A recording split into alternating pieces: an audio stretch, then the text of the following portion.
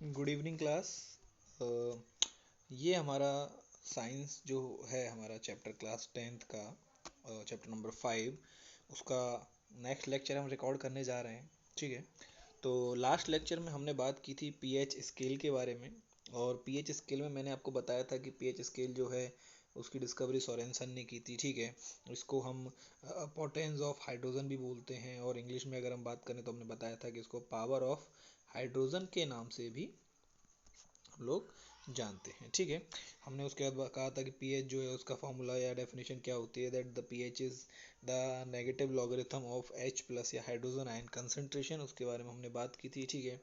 उससे आगे हमने देखा था कि यदि हमारा एक्वस सॉल्यूशन है तो H प्लस नहीं मिलेगा, वहाँ हमें क्या मिलेगा, वहाँ हमें H3O प्लस मिलेगा, क्योंकि H प्लस क्या करेगा, H प्लस H2O जो है उसके साथ जुड़ के H3O प्लस आयन का क्या कर लेगा, फॉर्मेशन कर लेगा। और अब हम H प्लस की कंसंट्रेशन को कैलकुलेट ना करके हम कंसंट्रेशन देखेंगे किसकी, H3O प्लस आयन की। तो अब हमारा pH क्या हो जाएगा, minus log of H3O plus ion हो जाएगा। ठीक है।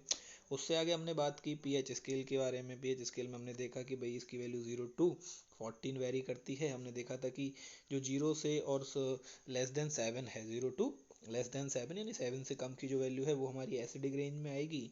एंड 7 से ज़्यादा और 14 तक की जो वैल्यू है वो हमारी बेसिक रेंज में आ जाएगी, और 7 क्या हो जाएगा, हमारा न्यूट्रल पीएच हो जाएगा। ठीक है। फिर हमने देखा था कि 0 के पास 0 1 2 जो वैल्यूज़ होंगी ये तो क्या होंगे, हमारे स्ट्रॉन्ग एसिड होंगे। ठीक है। और 6 7 6 5 6 के अराउंड जो होंगे वो क्या होंगे, हमारे वीक एसिड होंगे। ठीक है। इसी तरह हमने देखा था कि जो हमारे बेस हैं, बेस में क्या होगा, जो 13 और 14 के अराउंड होंगे वो तो हमारे स्ट्रॉन्ग बेस हो जाएंगे, और जो हमारा 7 8 के अराउंड होगा वो क्या होगा, वो हमारा वीक बेस हो जाएगा। ठीक है। इस बारे में हमने बात कर ली थी। फिर हमने कुछ इंपॉर्टेंट जो पीएच की एप्लीकेशंस थी उनमें बात की थी। जैसे हमने एसिडिटी इन स्टमक की बात की थी कि भाई खाना खाते हैं पेट का पीएच वेरी करता है। ठीक है। उसके लिए हम एंटासिड MgOH का हॉल टेस्ट काम में लेते हैं, मिल्क ऑफ मैग्नीशिया बोलते हैं। फिर हमने देखा था कि टूथ डिके होता है हमारा, हम खाना खाते हैं सड़ने लगता है।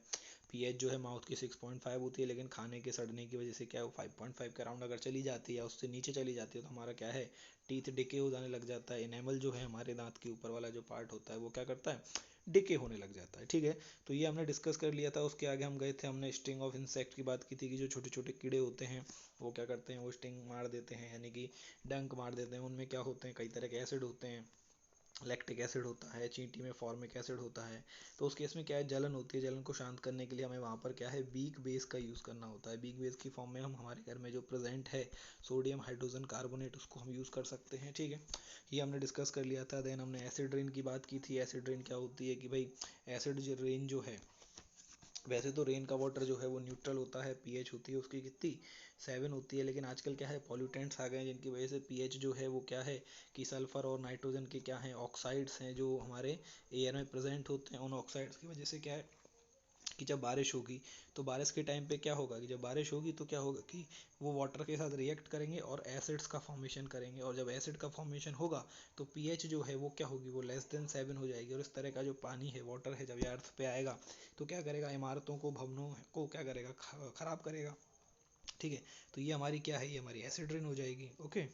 इसके आगे देखते हैं। इसके आगे हमने बात की थी पीएच ऑफ सॉइल के बारे में, सॉइल के पीएच के बारे में हमने यहाँ डिस्कस कर लिया था। ठीक है। अब आज हम बात करेंगे some important compounds in everyday life, कि हमारी डेली लाइफ में से कौन कौन से कंपाउंड हैं जो हमारे लिए बहुत उपयोगी होते हैं। ठीक है। और इन कंपाउंड्स में हम मेनली उनकी बात करेंगे जिनमें कहीं ना कहीं या तो एसिड काम आ रहा है या कहीं ना कहीं बेस काम आ रहा है। ठीक है। तो सबसे पहले हम देखते हैं सोडियम क्लोराइड। फर्स्ट वन क्या आता है हमारा, फर्स्ट वन यहाँ से हम लेते हैं, फर्स्ट वन आता है हमारा सोडियम क्लोराइड। ठीक है, NaCl। तो सबसे पहले इसी को समझेंगे हम। देखिए, NaCl की बात करते हैं।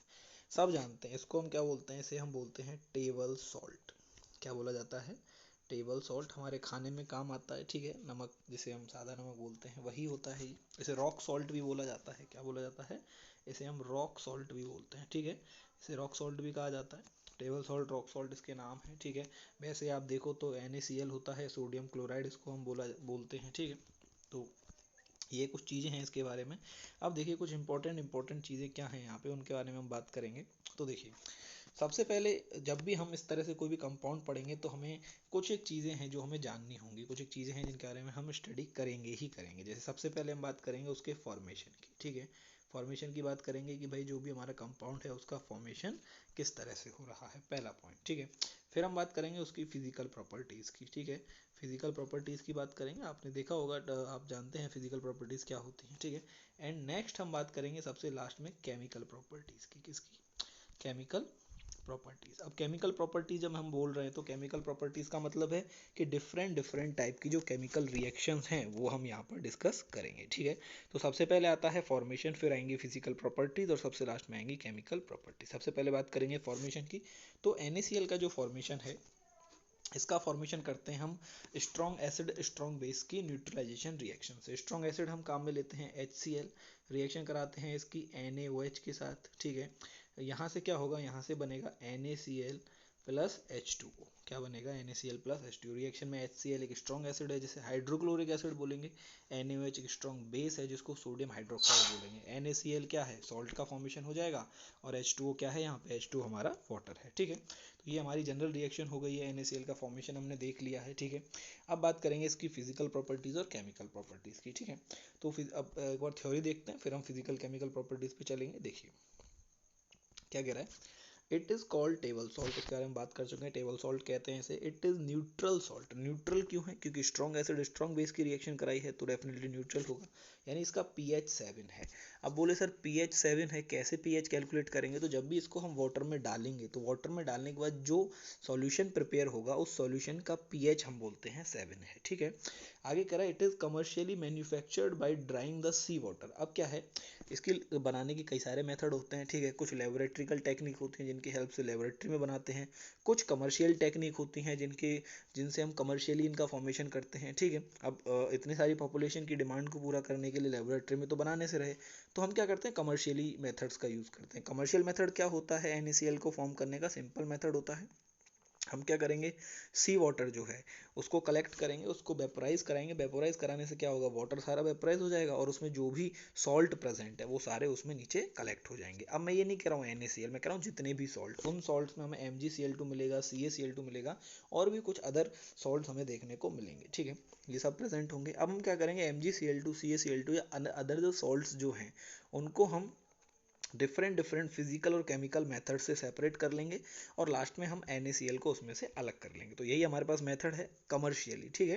लेबोरेट्रिकल मैं बता चुका हूँ, स्ट्रॉन्ग एसिड स्ट्रॉन्ग बेस की रिएक्शन कराएंगे, HCl की NaOH के साथ रिएक्शन कराएंगे, ठीक है। वहाँ से NaCl का फॉर्मेशन हो जाएगा।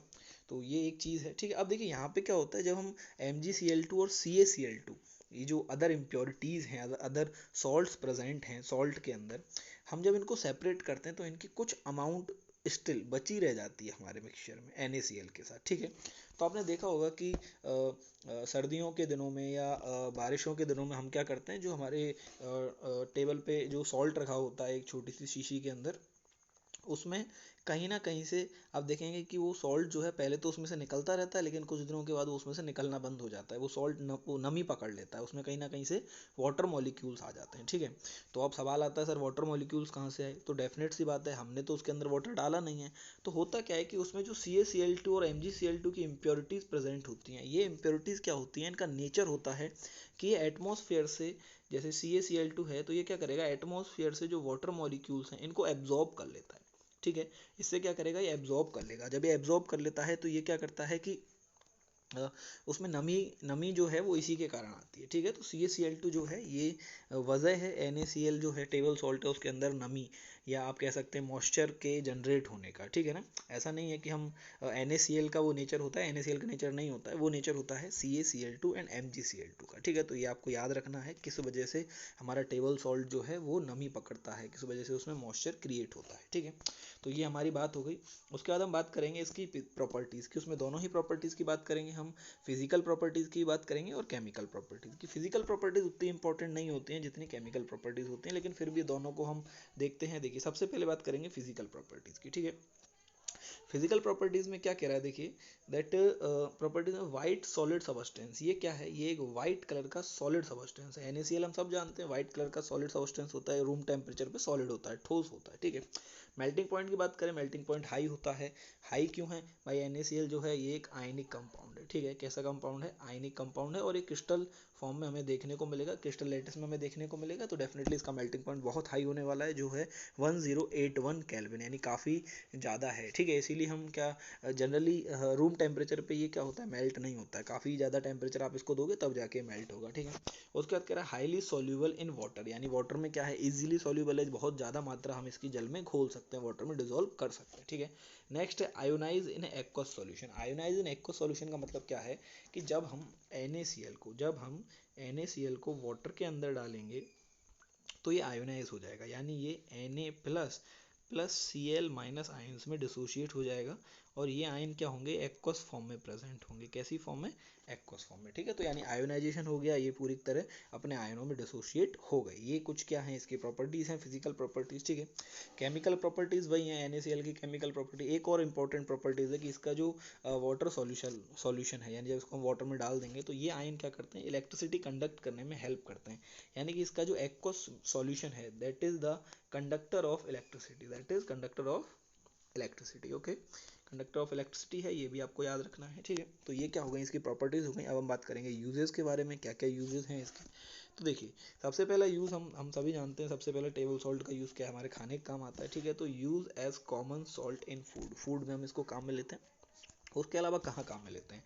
It is use in the preservation of food, यानी जो खाना होता है हमारा, उसको लंबे समय तक सुरक्षित रखने के लिए, उसमें बैक्टीरिया जर्म्स ना आए, उसको दूर रखने के लिए, ठीक है, हम क्या करते हैं, NaCl का यूज़ करते हैं। ये माइल्ड प्रिजर्वेटिव की फॉर्म में काम आता है, ठीक है।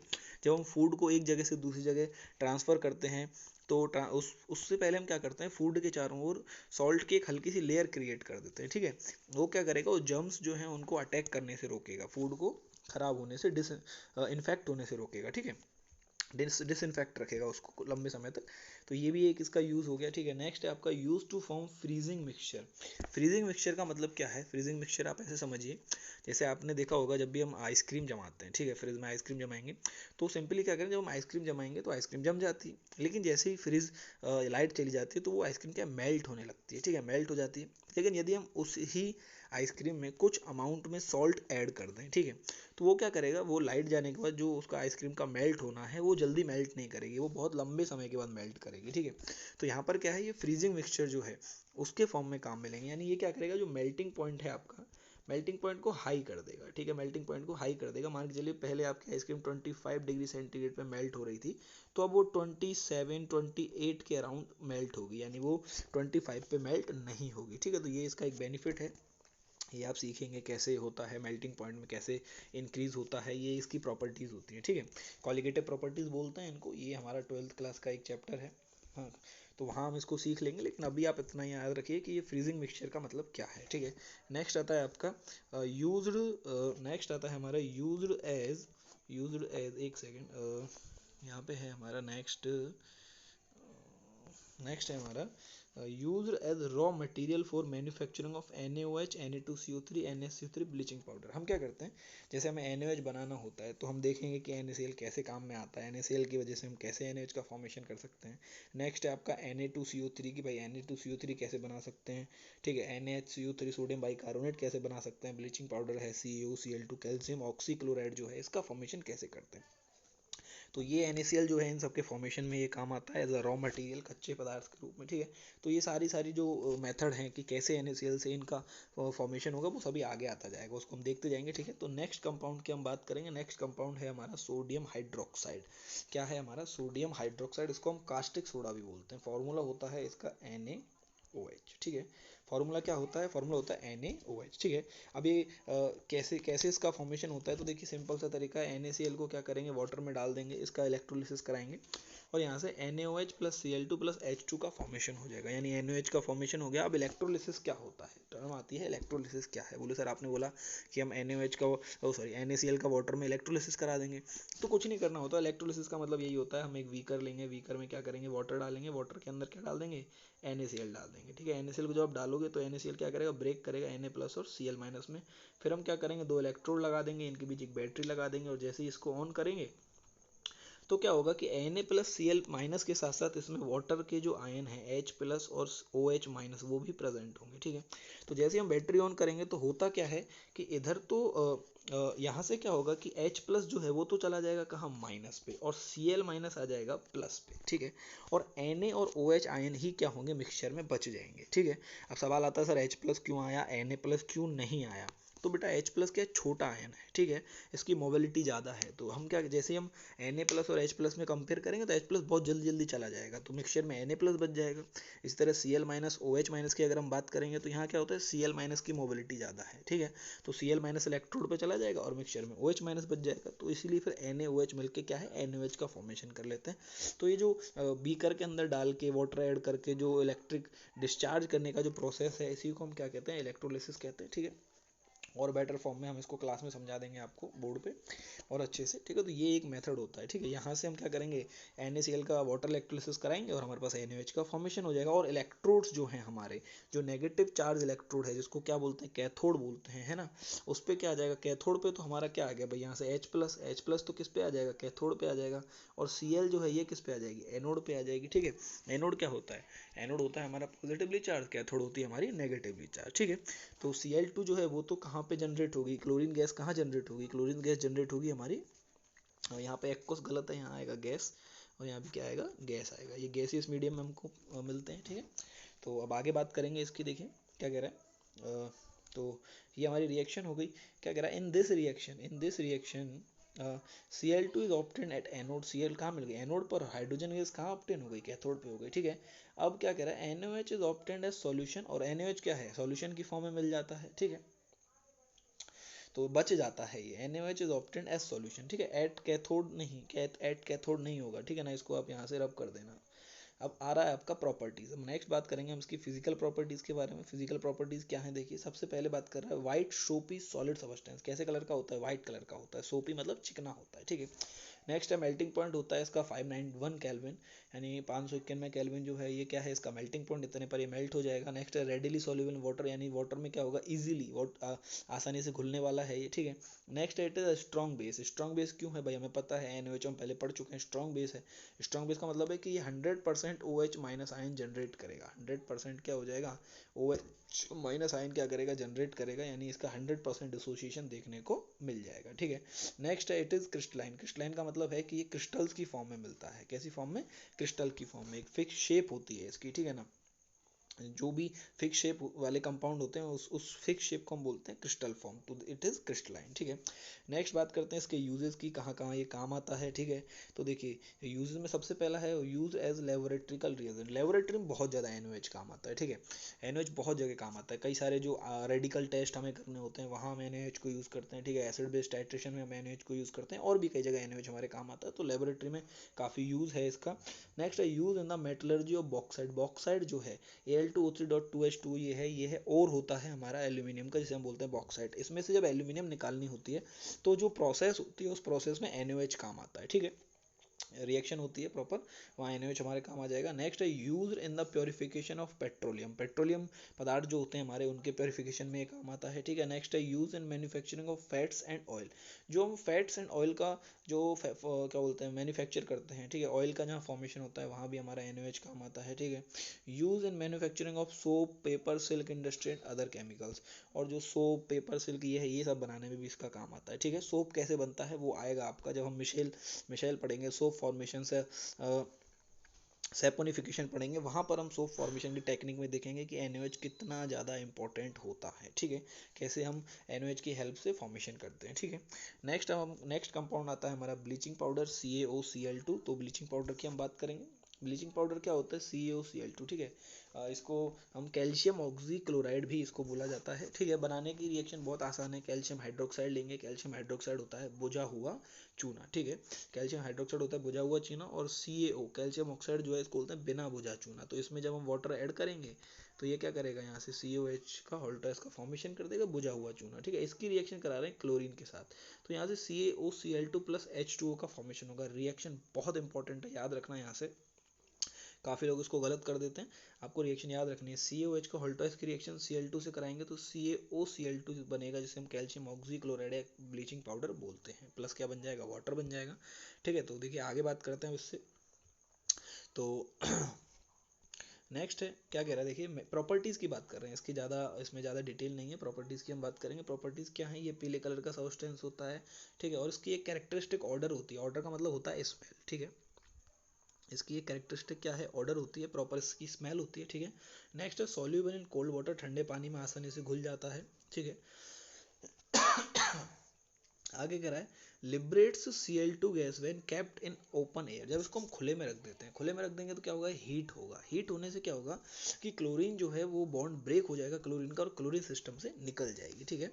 तो ब्लीचिंग पाउडर है, इस क्लोरीन इसमें से निकल जाती है। नेक्स्ट है gives Cl2 on reaction with dilute acid, जब हम इसके एसिड के साथ रिएक्शन कराएंगे लाइक H2SO4 और HCl, यहाँ से भी क्या कर रहा है, क्लोरीन गैस का फॉर्मेशन कर रहा है। रिएक्शन आप देख सकते हैं, कैल्शियम ऑक्सीक्लोराइड CaOCl2 की रिएक्शन कराई H2SO4 के साथ।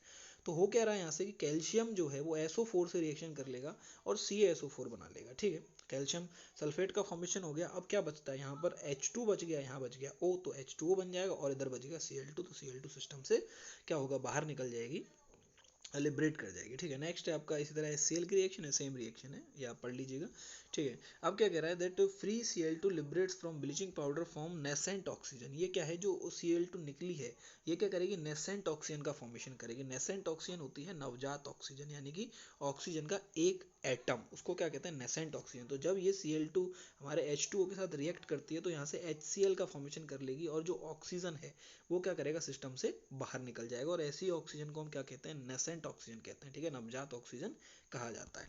अब हम बात करेंगे यूजेस की कि ब्लीचिंग पाउडर के यूजेस क्या क्या है। तो ब्लीचिंग पाउडर हमारा काम आता है टेक्सटाइल इंडस्ट्री में और पेपर इंडस्ट्री में, ठीक है। उसके बाद लेबोरेटरिकल रिएजेंट, बिल्कुल लेबोरेटरी में काम आता है। कैल्शियम ऑक्सीक्लोराइड काफ़ी काम आता है। नेक्स्ट है in the form of insecticide and oxidant, देखिए इंसेक्ट क्योंकि इसके पास ऑक्सीजन है तो ये ऑक्सीडेंट की फॉर्म में काम करेगा, और इंसेक्टिसाइड का मतलब है कि छोटे मोटे कीड़े वीड़े मारने के काम में भी हम इसको ले सकते हैं, काफ़ी ज़्यादा तो नहीं, कुछ मात्रा में, ठीक है। नेक्स्ट है in the purification of drinking water, और जो हमारा पीने वाला पानी होता है उसे प्योर करने में भी हमारे ये काम आता है। तो ज़्यादा चीज़ें नहीं है इसके बारे में, सिर्फ आपको यही याद रखना है कि इसका फॉर्मेशन कैसे होता है, वही रिएक्शन इंपॉर्टेंट है, और इसका नेम याद रखना है कि भाई ये कैल्शियम ऑक्सीक्लोराइड इसको हम कहते हैं, ठीक है। नेक्स्ट बात करेंगे हम बेकिंग सोडा, बेकिंग सोडा खाने का सोडा जिसे हम बोल रहे हैं, ठीक है। बेकिंग सोडा हमारे घरों में होता है, देखा होगा आपने। इसका यूज़ हम बेसिकली कहाँ करते हैं, इसका यूज़ हम केक पेस्ट्री इंडस्ट्री में करते हैं, ठीक है। घरों में मम्मियाँ पकौड़ी बनाती हैं, समोसे बनाते हैं, उनमें यूज़ करते हैं। इडली में खमीर होता है, उसको अच्छा बनाने में इसका काम में लेते हैं। रीज़न क्या है कि NaHCO3 फार्मूला है, तो CO3 यहाँ से क्या CO2 को हम सिस्टम से निकाल सकते हैं, तो CO2 क्या जब निकलेगी ना तो चीज़ फूल जाती है, ठीक है। तो वो आपको थोड़ा याद रखना है। तो अब इसके बारे में क्या क्या है देखिए, वापस से मैं इसको समझाता हूँ। बेकिंग सोडा फार्मूला है हमारा NaHCO3, इसको सोडियम बाइकार्बोनेट बोल सकते हैं, सोडियम हाइड्रोजन कार्बोनेट बोल सकते हैं, बात एक ही है। और जनरल वे में हम इसको बोलते हैं सोडा ऑफ फूड या कुकिंग सोडा या बेकिंग सोडा, ठीक है। तो ये कुछ इसके नाम है, इसको क्या बोलते हैं, बेकिंग सोडा भी बोला जाता है, तो ये कुछ आपको याद रखना है, ठीक है। इसके बाद बात करते हैं प्रिपरेशन, किसका फॉर्मेशन कैसे होता है, बनाते कैसे हैं, काफ़ी इंपॉर्टेंट रिएक्शन है, ये आपको ध्यान से देखनी है। 2 स्टेप में रिएक्शन होती है, ठीक है। 2 रिएक्शन इसमें दे रखी है, देखिए कौन कौन सी। पहली रिएक्शन दे रखी है इसने NaCl की, देखो बात आ गई भाई, NaCl में हमने पढ़ा था कि NaCl के यूजेस में कि ये एज अ रॉ मटेरियल काम में आता है, तो रॉ मटेरियल में आ गया सबसे पहले की रिएक्शन कराएंगे H2O CO2 और अमोनिया NH3 के साथ, ठीक है। यहाँ से क्या होगा, NH4Cl का फॉर्मेशन हो जाएगा, किसका, NH4Cl का, और सोडियम बाइकार्बोनेट NaHCO3 का फॉर्मेशन भी यहाँ से हो जाएगा, ठीक है। नेक्स्ट है हमारी सोडियम कार्बोनेट के साथ रिएक्शन, सोडियम कार्बोनेट की रिएक्शन CO2 से और वाटर से कराएंगे तो भी क्या होगा, 2 मॉलिक्यूल्स ऑफ NaHCO3 का क्या हो जाएगा, फॉर्मेशन हो जाएगा। तो ये रिएक्शन आपको इसी वे में आपको समझ लेनी है, इनको याद कर लेना है, ठीक है। अब बात आती है इसकी प्रॉपर्टीज़ की, प्रॉपर्टीज़ क्या है देखिए, व्हाइट क्रिस्टलाइन सॉलिड है, अगेन व्हाइट कलर का है, ठीक है। लेस सॉल्युबल वाटर, वाटर में बहुत ज़्यादा नहीं घुलता, कुछ मात्रा में घुल जाता है। ये आपका डेली लाइफ का एक्सपेरिमेंट है, आप देख सकते हैं घर में सोडा उठाएं वाटर में डालें पूरी तरह से नहीं घुलता, कुछ मात्रा में घुलता है, ठीक है। It is a basic salt, कैसे नेचर का है, बेसिक नेचर का है, ठीक है। कैसे नेचर का है, बेसिक, इसको मैं समझाता हूँ ये बेसिक नेचर का कैसे है। देखिए यहाँ पे हम क्या करेंगे, बेसिक नेचर को समझने के लिए आप ये देखिए, हमने लिया NaHCO3, इसको डालो आप वाटर में, वाटर में डालोगे तो यहाँ से क्या होगा, एक तो बनेगा NaOH, और एक बनेगा यहाँ से H2CO3। तो H2CO3 जो है ये वीक एसिड है और NaOH जो है ये स्ट्रॉन्ग बेस है। तो बनने वाला इन दोनों की रिएक्शन से ही सॉल्ट का फॉर्मेशन हुआ है। तो सॉल्ट कैसा होगा, ये वीक सॉरी ये कैसा हो जाएगा, ये बेसिक नेचर का होगा, नहीं होगा भाई, बेस कैसा है, स्ट्रॉन्ग है, तो सॉल्ट जो होगा वो बेसिक नेचर का होगा। ठीक है, तो यहाँ से इसलिए हमें बेसिक नेचर का मिलता है, इसीलिए हम कहते हैं कि NaCO3 is a basic compound. ठीक है, तो देखिए क्या कह रहा है, तो ये एक बेसिक सॉल्ट हो जाएगा यहाँ से। ठीक है, और नेक्स्ट है it liberates CO2 on heating. देखिए बात वही आ गई, मैंने कहा ना खाने के सोडा क्या चीज़ों को उठाने में फुलाने में इसको हम काम में लेते हैं। रीज़न क्या है, जैसे हम इसको हीट करते हैं, हीट करने से क्या है, सिस्टम से CO2 निकलती है, CO2 गैस निकलेगी, तो जब निकलने के लिए इसको जगह चाहिएगी, तो वो चीज़ों को क्या है फैलाती हुई एक्सपेंड करती हुई निकलेगी, तो चीज़ें फूल जाती हैं। केक पेस्ट्री वगैरह वो इसी तरह से इनको फुलाया जाता है। ठीक है, तो क्या करें, देखिए cake like foods become fluffy on addition of baking soda on it. यही रीज़न है, जब उसको हीट होगा, जैसे ही हीट होगा थोड़ा बहुत भी, तो इसमें से CO2 निकलने लगेगी। ठीक है, नेक्स्ट बात करते हैं इसके यूजेस की, क्या क्या यूजेस हैं इसके। ठीक है, तो यूजेस के बारे में जो हम बात करेंगे, देखिए सबसे पहला वही है, बेकिंग पाउडर जो है फूड इंडस्ट्री में बहुत ज़्यादा काम आएगा, फूड स्टफ में काम आएगा। ठीक है, सोडा वाटर बनाने में, कोल्ड ड्रिंक बनाने में भी हम इसका यूज़ करेंगे। ठीक है, उसके बाद है as an antacid to remove acidity of stomach. देखिए एंटा एसिड की फॉर्म में क्यों करेंगे, क्योंकि ये वाटर में जब घुलेगा तो क्या करेगा, वीक बेस का फॉर्मेशन करेगा। वीक बेस ही हमको चाहिए एंटा एसिड के फॉर्म में। MgOH का होल्टोएस मिल्क ऑफ मैग्नीशियम हमने पढ़ा था, वो भी क्या था, वो भी एक वीक बेस था। ठीक है, तो उस फॉर्म में हम इसको यूज़ कर सकते हैं। माइल्ड एंटीसेप्टिक की फॉर्म में इसको काम में ले सकते हैं, और फायर एक्सटिंग्विशर की फॉर्म में भी इसको काम में ले सकते हैं। आग बुझाने में अग्निशामक यंत्र जो होता है हमारा फायर एक्सटिंग्विशर, वहाँ भी इसका यूज़ किया जा सकता है। तो आज की क्लास के लिए बेटा इतना ही। ठीक है, आज की क्लास में हमने क्या क्या पढ़ा, देखिए एक बार रिवाइज कर लेते हैं। आज हमने क्या पढ़ा, कुछ कंपाउंड्स की बात की है ना, उनको, और इंपॉर्टेंट जो सॉल्ट्स थे हमारे, मतलब उन्हीं की बात की, जिनमें सबसे पहले सोडियम क्लोराइड के बारे में पढ़ा, इसकी प्रॉपर्टी यूजेस पढ़े, फॉर्मेशन पढ़ा, सोडियम हाइड्रोक्साइड पढ़ा, यहाँ इलेक्ट्रोलिसिस मेथड बताया मैंने आपको। ठीक है, इसकी प्रॉपर्टीज़ पढ़े, यूजेस पढ़े, ब्लीचिंग पाउडर पढ़ा हमने, इसकी प्रॉपर्टीज़ पढ़े, यूजेस पढ़े। नेक्स्ट बेकिंग सोडा जो है, खाने का सोडा, उसके बारे में हमने सारी जानकारी कलेक्ट कर ली है। तो आई होप आपको ये वीडियो काफ़ी अच्छे समझ में आया होगा। तो अगर आपको समझ आया है या जो भी डाउट है, आप कमेंट सेक्शन में डालिए, वीडियो को लाइक करो। ठीक है, चैनल को अगर हो सके तो आप सब्सक्राइब कीजिए। काफ़ी इंपॉर्टेंट लेक्चर हम इसमें डालने वाले हैं, आगे हम बोर्ड पे भी क्लासेस लेंगे। ठीक है, और हमारा जो टेलीग्राम चैनल है उसका लिंक भी मैं इसमें दे दूंगा, तो वहाँ से आप टेलीग्राम चैनल ज्वाइन कर सकते हैं। तो जैसे ही कोई नया वीडियो आएगा तो सबसे पहले हम उसको टेलीग्राम पे शेयर कर देंगे, आपको उसका नोटिफिकेशन वहाँ से भी मिल जाएगा। ठीक है, और सबसे लास्ट में जो PDF है वो मैं यहाँ नीचे अटैच कर दूंगा, डिस्क्रिप्शन से आप डाउनलोड कर लीजिएगा। ठीक है, और लास्ट इंपॉर्टेंट चीज़ क्या बचती है यहाँ पे, कि भाई जिन्होंने चैनल सब्सक्राइब नहीं किया है वो उसको सब्सक्राइब कर लें, वीडियो को अच्छे से देखें, जो भी डाउट है बताएं। ठीक है, तो अब मिलते हैं अगली क्लास में। अपनी पढ़ाई को कंटिन्यू रखिए। ठीक है, इसमें किसी तरह गैप दीजिए मत, और लगे रहिए। ठीक है ना कहीं इसके बेटर रिजल्ट्स आपको मिलेंगे। ठीक है, thank you, have a good day.